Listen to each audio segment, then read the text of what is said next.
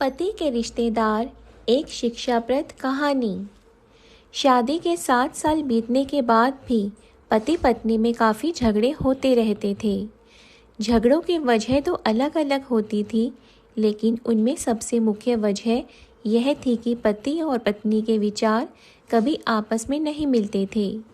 जहाँ पति स्वभाव से नेक, सेवाभावी और सबके प्रति समभाव रखने वाला था, वहीं पत्नी का स्वभाव स्वार्थी और भेदभाव करने वाला था। पति पत्नी के स्वभाव और उसके व्यवहार से तंग आ गया था। वह हमेशा कोशिश करता रहता है कि पत्नी का आचरण और स्वभाव में किसी तरह बदलाव आए। पत्नी अपने ससुराल साइड के रिश्तेदारों के साथ कभी सीधे मुंह बात ना करती। कई लोग उसके खराब व्यवहार के कारण नाराज हो जाते, लेकिन पत्नी उसकी भी परवाह नहीं करती। पति को इस बात से काफ़ी दुख होता है कि उसकी पत्नी इससे इतनी विपरीत क्यों है। परेशान हो चुके पति ने अब खुद ही परिस्थिति को सुधारने का मन बनाया और एक प्लान बनाया। अगले दिन पति ने पत्नी से कहा, सुनो कम्मो, मैं सोच रहा था कि मम्मी पापा, मम्मी बहन भाई और उनके बच्चों को घर पर इनवाइट कर लेता हूँ। काफ़ी समय हो गया उनसे मिले हुए। इसी बहाने उनसे मिल भी लेंगे और उनके साथ थोड़ा समय बिताने के लिए भी मिल जाएगा। तुम क्या कहती हो?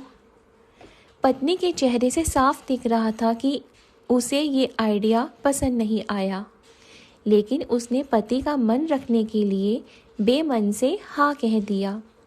पति खुश हो गया और पत्नी को अगले दिन अच्छा खाना बनाने के लिए बोलकर सभी को फ़ोन करके बड़े प्यार से अपने घर आने के लिए न्योता देने लगा। जब पति फ़ोन पर बिजी था तो पत्नी सोच रही थी, ये आदमी भी ना अपने फालतू के कामों से बाज नहीं आएगा। क्या ज़रूरत है सबको घर बुलाने की? सब मेरे घर आएंगे और राजाओं की तरह ऑर्डर करेंगे और मैं दासी की तरह उनकी सेवा करूंगी। नहीं नहीं, मैं ऐसा नहीं होने दूंगी। अच्छा खाना तो क्या, मैं इन्हें सादा खाना भी नसीब नहीं होने दूंगी। देखती हूँ कितनी देर टिकते हैं ये लोग मेरे घर। अगले दिन सुबह पति काफ़ी खुश था, जब सिर्फ 2 ही घंटे बचे थे सभी मेहमानों का आने के लिए। पति ने पत्नी से पूछा, अच्छा बताओ तो सही, आज सबको खाने में क्या स्पेशल खिलाने वाली हो?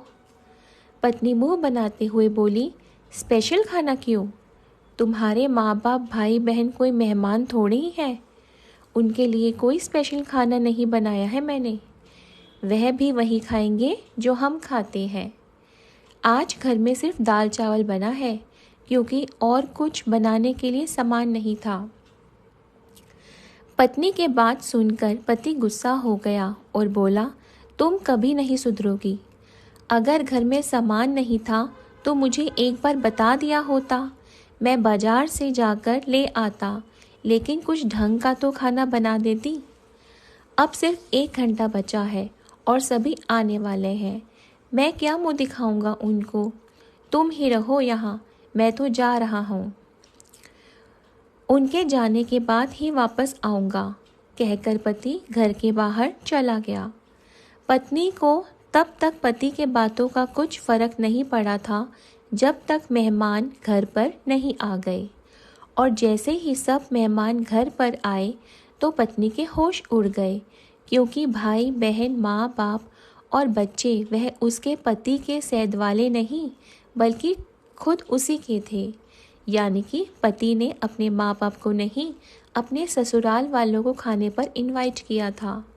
पत्नी अब काफ़ी परेशान हो गई, क्योंकि अपने ससुराल वालों को परेशान करने के लिए ना सिर्फ उसने सादा खाना बनाया था, बल्कि खाने में ज़्यादा नमक और मिर्च भी डाल कर रखा था।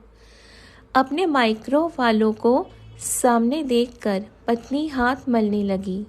थोड़ा सोचने के बाद पत्नी ने अपने पति को फ़ोन मिलाया और कहा, तुमने मुझे पहले क्यों नहीं बताया कि मेरे मम्मी पापा और भाई बहन आने वाले हैं? तुम पहले बता देते तो मैं अच्छा खाना उनके लिए बनाती। पति ने कहा, मैंने वही बताया जो मैं मानता हूँ। मैंने कभी तुम्हारे परिवार वालों को पराया नहीं समझा और तुमने कभी मेरे परिवार वालों को अपना नहीं समझा। और मैं जानता हूँ कि तुमने यह सोचकर कि मेरे मम्मी पापा और भाई बहन आने वाले हैं, जानबूझकर घटिया खाना बनाया। अब तुमने जो किया है उसे तुम खुद ही भुगतो।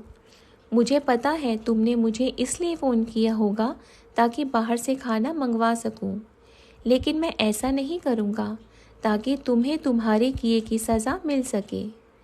इतना कहकर पति ने फ़ोन कट कर दिया। ना चाहते हुए भी पति को अपने मायके वालों को वही खाना खिलाना पड़ा। उसके रिश्तेदार ज़्यादा मिर्च और नमक वाला खाना भी ऐसा सोचकर खा गए कि बेटी से गलती हो गई होगी। लेकिन बाद में जब दामाद ने सारी बात उन्हें बताई तब उन्हें बहुत शर्मिंदगी हुई और अभी उसके बुरा बर्ताव के लिए उसे डांट कर उससे नाराज़ होकर चले गए। दोस्तों, अच्छे रिश्ते बनाए जाते हैं प्यार और अच्छे व्यवहार से। सिर्फ खून के रिश्ते अच्छे नहीं होते। अगर यह कहानी अच्छी लगी हो तो please like, share, subscribe, comment ज़रूर कीजिए।